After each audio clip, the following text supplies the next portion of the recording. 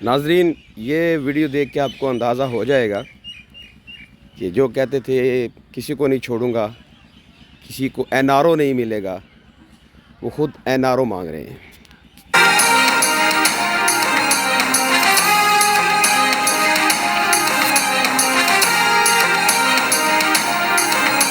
आप बताएं वो क्या चीज़ छोड़े तो आप उसको रिहा करेंगे।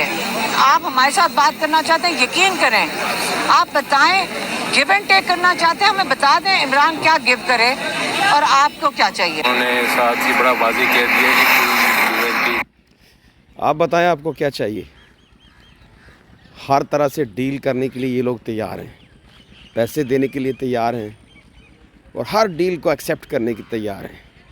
जो कहते थे किसी को नहीं छोड़ूंगा, किसी चोर को नहीं छोड़ूंगा, किसी लुटेरे को नहीं छोड़ूंगा